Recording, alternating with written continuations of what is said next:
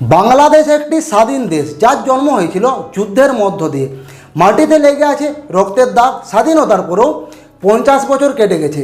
সেই দেশ আজ অনেক দূর এগিয়েছে পড়াশোনার দিক থেকে, অর্থনীতির দিক থেকে এবং উন্নতির দিক থেকে। কিন্তু এই উন্নতি সবসময় সঠিক ছিল কি? না, একদমই না। আজকের এই তথ্যচিত্রে আমরা আলোচনা করব এমন একজন ব্যক্তিকে নিয়ে, যিনি ছিলেন একসময় বাংলাদেশের আইকন, নোবেলজয়ী, গ্রামীণ ব্যাংকের প্রতিষ্ঠাতা, বর্তমান বাংলাদেশের অবৈধ প্রধানমন্ত্রী, যিনি বিনা ভোটে জিতে মন্ত্রী হয়েছেন। তার নাম হলেন ডক্টর মোহাম্মদ ইউনূস, যিনি এক সময় সারা বিশ্ব জুড়ে সম্মান কুড়িয়েছেন। সেই ইউনূস আজ কোণঠাসা নিজের ভুলের কারণে, আর এই ভুলে পুরো বাংলাদেশকে শেষ করে দিচ্ছে। নিজের চালে ফেসে এখন সে দিশেহারা। এখন প্রশ্ন ওঠে, বাংলাদেশের বর্তমান রাজনীতিতে ইউনূসের অবস্থান কি? শেখ হাসিনা তাকে কেন চেপে রেখেছিল? তিনি কি জানতেন তার কুকর্মের কথা? আর ভারতের মাস্টার টোক কী ছিল ইউনূসের বিরুদ্ধে এবং তার প্রভাব কতদূর পড়ল? সব কিছুই আমি বিশ্লেষণ করব আজকের ভিডিওতে আপনাদেরকে। তার আগে জানবো এই ইউনূসকে, হু ইজ ইউনূস। নমস্কার বন্ধুরা, আমি মানু, আপনারা দেখছেন দেশ দুনিয়া ডার্ক স্টোরি।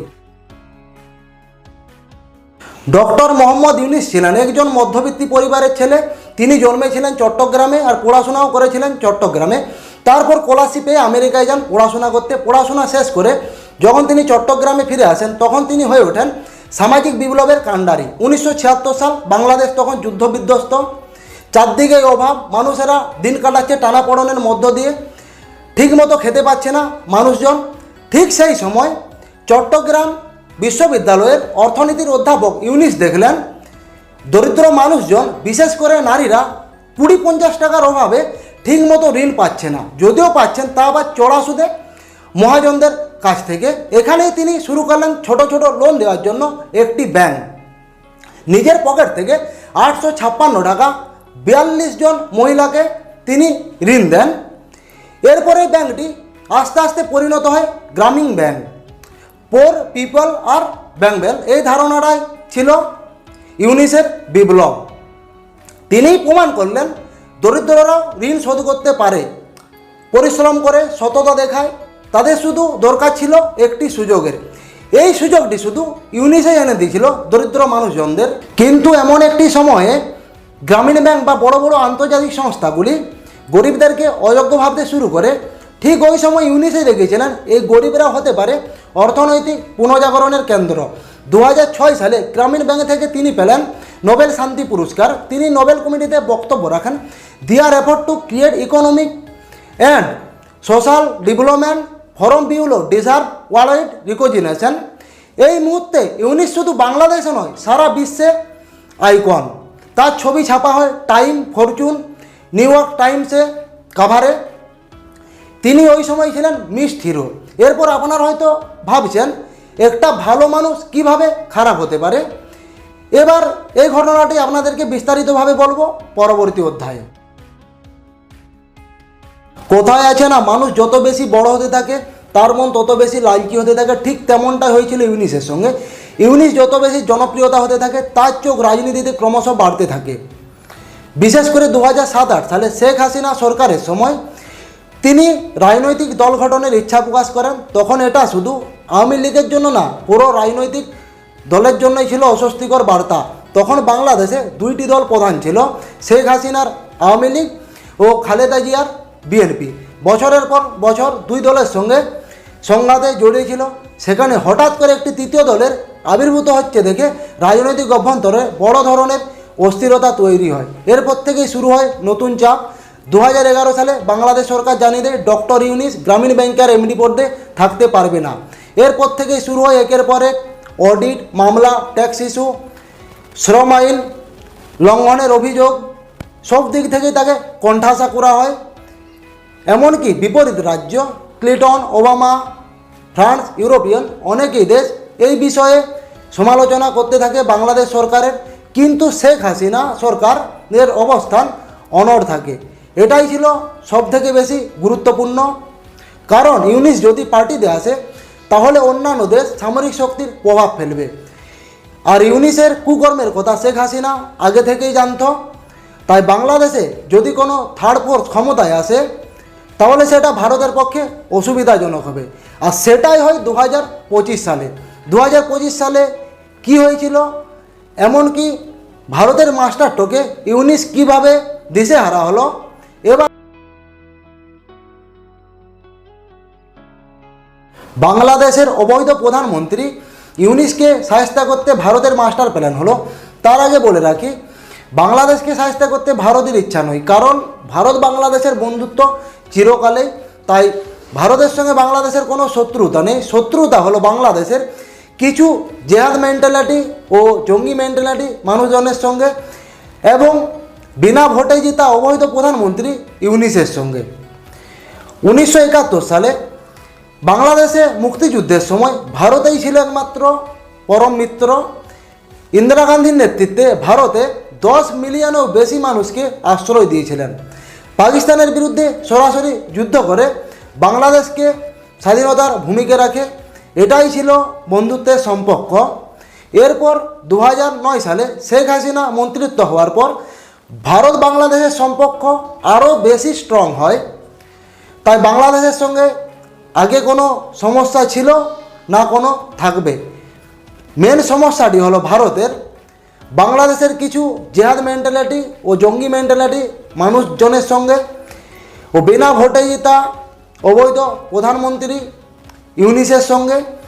তিনি নাকি বলেন ভারতের 7 সিস্টার দখল করব। আয় না 7 সিস্টার দখল করে দেখা তোর বাপের কত দম। এরপর আপনারা জানতে চাইবেন এই যে 7 সিস্টার কি। এবার আপনাদেরকে 7 সিস্টার হলো উত্তর পূর্ব ভারতের 7টি পাহাড়ি রাজ্য, যেমন মণিপুর, মিজোরাম, অরুণাচল প্রদেশ, দার্জিলিং, আসাম, মেঘালয় ও শিলিগুড়ি। এইসব রাজ্যগুলি, এই রাজ্যগুলির মধ্যে একটা ছোট জায়গা ভারতের ভূখণ্ডের সঙ্গে জড়িয়ে আছে। এই ছোট জায়গাটি হলো শিলিগুড়ি করিডোর, যেটাকে আমরা বলি ভারতের চিকেন নেক। এরপর আপনারা ম্যাপে দেখবেন ভারতবর্ষের পাশে একটা সরু জায়গা, তারপর 7 সিস্টার। বাংলাদেশের কিছু জঙ্গি মেন্টালিটি ও জেহাদি মেন্টালিটি সম্পর্কিত মানুষজন বলে নাকি 7 সিস্টার আমরা এবার দখল করে নেব। এই কথাটা সোশ্যাল মিডিয়াতে খোলাসা করেনি, বাট বাংলাদেশের অবৈধ প্রধানমন্ত্রী, যিনি বিনা ভোটে জিতে মন্ত্রী হয়েছেন, তিনি চীনে গিয়ে বলেছেন 7 সিস্টার নাকি ল্যান্ডলক। তাই আমরা আমাদের মাধ্যমে ওদের সঙ্গে যোগাযোগ ব্যবস্থা ঠিক রাখি। তাই এদেরকে কাউন্টার করার জন্য ভারতের কাছে দুটো অস্ত্র এনা। এক হলো ভারতীয় সেনা, দুসরা হলো আরাকান আর্মি। কারণ ভারতের কাছে আধুনিক যে সমস্ত অস্ত্রশস্ত্র রয়েছে তা ওরা ভাবতেও পারেনি। বাংলাদেশের যেসব জেহাদি মেন্টালিটি ও জঙ্গি মেন্টালিটি মানুষজন রয়েছে, তারা ভাবে যুদ্ধ বাস দিয়ে হয়। এটা একবারও ভাবেনি। দিল্লি থেকে যদি একবার অর্ডার আসে আমাদের সেনাদের কাছে, তাহলে জঙ্গি মেন্টালিটি ও জিহাদি মেন্টালিটি মানুষজনদের শেষ করতে শুধু 5-7 ঘন্টায় কাফি। কিন্তু আমাদের ভারত তো আর যুদ্ধ করব বলে তো আর লাফায় না। কেউ হামলা করলে উল্টা তাকে হামলা করে। আর ইউনিস যেটা ভাবছে শিলিগুড়ি ফার্স্ট দখল করব, কিন্তু সে এটা একবারও ভাবেনি শিলিগুড়ি করিডোরে বিএসএফের সেনা বড় বড় রাইফেল নিয়ে দাঁড়িয়ে আছে, আর অন্যদিকে বাংলাদেশের ওপারে আছে মায়ানমার বা ব্রহ্মদেশ। তাই ইন্ডিয়া ও ইন্ডিয়ার RNW গুপ্তচর সংস্থা ও national security advisor Ajit Doval সাহেবের নেতৃত্বে আরাকান আর্মিকে অ্যাক্টিভেট করা হয়েছে ইন্ডিয়াতে, যে তোমরা বাংলাদেশের সীমান্তে ও চট্টগ্রামের পাশে শুধু বসে থাকো, আর কিছু করতে হবে না। বাংলাদেশের অবৈধ প্রধানমন্ত্রীর অধিকারে থাকা সেনাবাহিনী ও জিহাদি মেন্টালিটি মানুষজন যদি শিলিগুড়ি করিডোরের দিকে হাত বাড়ায় বা 7 সিস্টারের দিকে হাত বাড়ায়, তাহলে ইন্ডিয়ান আর্মিকে কিছু করতে হবে না, জাস্ট আরাকান আর্মিকে একটা সিগন্যাল দিয়ে দেবে অ্যাট্যাক। এই দিকে দেখবে শিলিগুড়ি করিডোরের দিকে হাত বাড়ানোর আগেই চট্টগ্রাম দখল হয়ে বসে আছে। কারণ ইন্ডিয়া বুদ্ধি দিয়ে খেলে, কারুর কথাই না। আর ইউনিসের 7 সিস্টারের স্বপ্নই থেকে যাবে, পূর্ণ আর হবে না। তাই ইউনিসের সেনাবাহিনী ও জেহাদ মেন্টালিটি মানুষজন ভারতের উত্তর পূর্ব অঞ্চলে যেদিকেই হাত বাড়াবে চট্টগ্রাম দখল হয়ে যাবে ইন্ডিয়া আরাকান আর্মিদের হাতে। এবার ইউনিস নাকি বলে বাংলাদেশকে গ্রেটার বাংলাদেশ বানাবে। তাই এটা নিয়ে এবার ভাইদের খুব ইচ্ছা এখন যে বাংলাদেশটি আছে এটা গ্রেটার বাংলাদেশ বানাবে। তাও কিভাবে? ভারতের মেরে ওই যে 7 সিস্টার দখল করব, উড়িষ্যা দখল করব, বিহার দখল করব, এমনকি পশ্চিমবঙ্গ দখল করব। এই গোটা জায়গাটাকে জুড়ে গ্রেটার বাংলাদেশ বানাবে। মানুষের কি ধরনের কাল্পনিক ইচ্ছা হয়, যাই হোক হয়েছে। তবে ইন্ডিয়া কি করছে? ইন্ডিয়া অবশ্যই এইসব পাগলের কথাবার্তা এতটা কান দেয় না। তবে ইন্ডিয়া বিএসএফকে অফিসিয়াল অর্ডার দিয়ে দিয়েছে, আর না চুপটুপ করে থাকার দরকার নেই। শেখ হাসিনা মন্ত্রিত্ব চলাকালীন ইন্ডিয়া বাংলাদেশের মধ্যে একটা আন্ডারস্ট্যান্ডিং ছিল, দুই দেশের মধ্যে কেউ যদি বর্ডারে ঢুকে তাকে গুলি না চালিয়ে যেন অ্যারেস্ট করা হয়। শেখ হাসিনার নেতৃত্বে বাংলাদেশ মানে একটা ভালো বাংলাদেশ, মানবিক বাংলাদেশ, ধর্মনিরপেক্ষ বাংলাদেশ, যেটা হওয়া উচিত তেমনটাই ছিল। এখনও ওইখানে অনেক ধর্মনিরপেক্ষ মানুষ আছে, মুক্ত ইসলামিক মানুষ আছে, অনেক হিন্দু মানুষ আছে, এবং তারা নিশ্চয়ই জয়লাভ করবে জিহাদিদের উপরে। বাংলাদেশ থেকে যারা আমার ভিডিওটা দেখছেন তারা পারেন না ওই সমস্ত জিহাদি মানুষদের হাঁটাতে, আবারও আগের মতো একটা সভ্য ভদ্র সিস্টেম চালু করতে। ভারতবর্ষের সঙ্গে সম্পর্ক রাখুন, তাতে আপনাদেরই ভালো হবে, কারণ আমরা আপনাদের এগেনস্ট নয়। তবে ইন্ডিয়া বিএসএফকে অ্যাক্টিভেট করে দিয়েছে। বাংলাদেশ থেকে কেউ যদি প্রবেশ করে বর্ডারের মধ্যে তাকে যেন গুলি করা হয়। কারণ বাংলাদেশ থেকে যে সমস্ত রোহিঙ্গি ইন্ডিয়াতে ঢুকছে, ইন্ডিয়াতে ঢোকার পর প্রথমেই ফেক আইডি বানিয়ে নিচ্ছে, তারপর ইন্ডিয়াতে থেকে কাজ করছে, কেউ কেউ আবার চাকরি করছে, তারপরে ইন্ডিয়ার মেয়েকে বিয়ে করছে, বাচ্চা করছে, একটা বড় গোষ্ঠী বানাচ্ছে। তারপর সবাই একত্রিত হয়ে ইন্ডিয়াতে থেকে,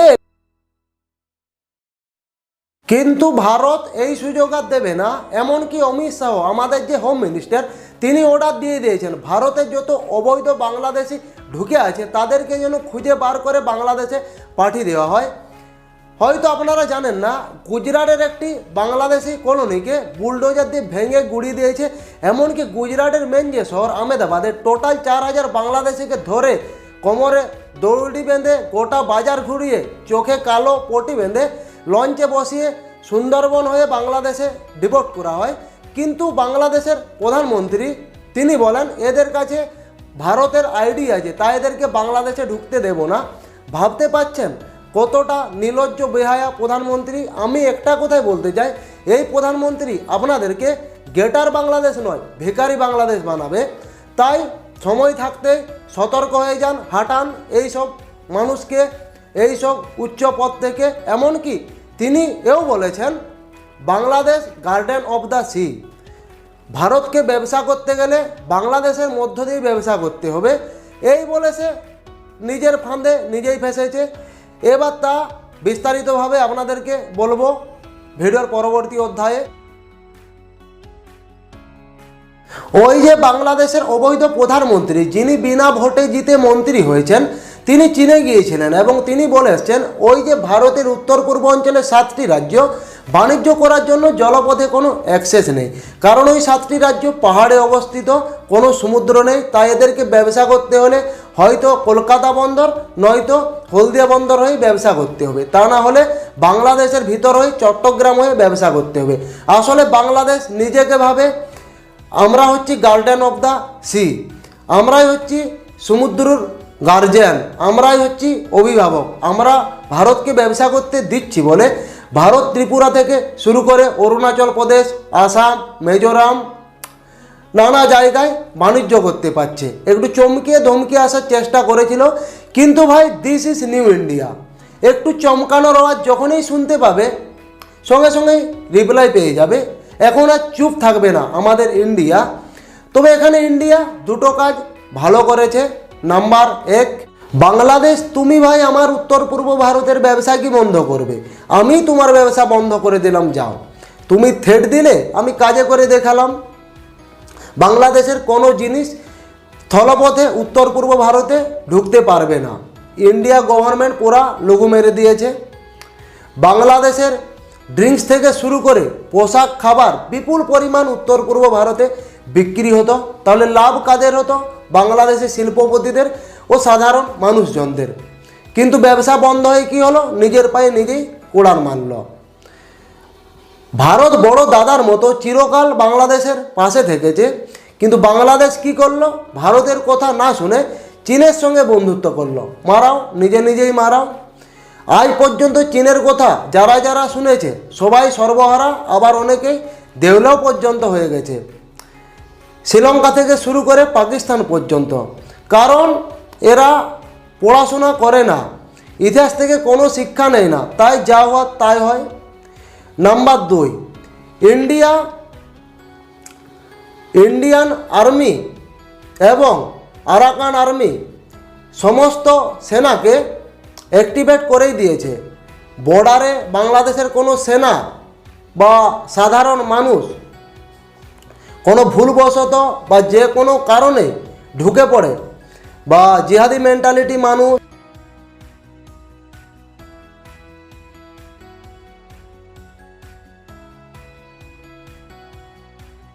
বাংলাদেশ এখন এক দ্বিধার মোড়ে দাঁড়িয়ে আছে, যেখানে একদিকে আছে কঠোর ষড়যন্ত্র, অন্যদিকে আছে মূল্যবোধের প্রতীক ইউনিস।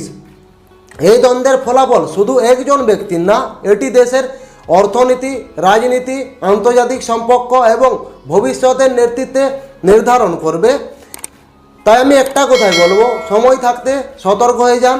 এই ইউনিসের মতো মানুষকে এইসব মন্ত্রিত্ব পদ থেকে হাঁটান, শেখ হাসিনাকে আবার আনুন মন্ত্রিত্ব পদে এবং ভারতের সঙ্গে ভালো সম্পর্ক করুন, তাতে আপনাদেরই ভালো হবে।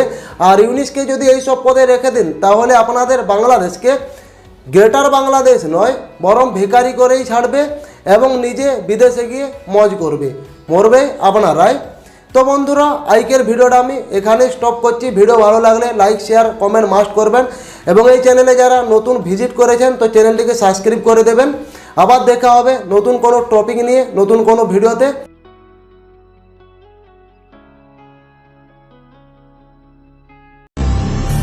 Can't let you get away.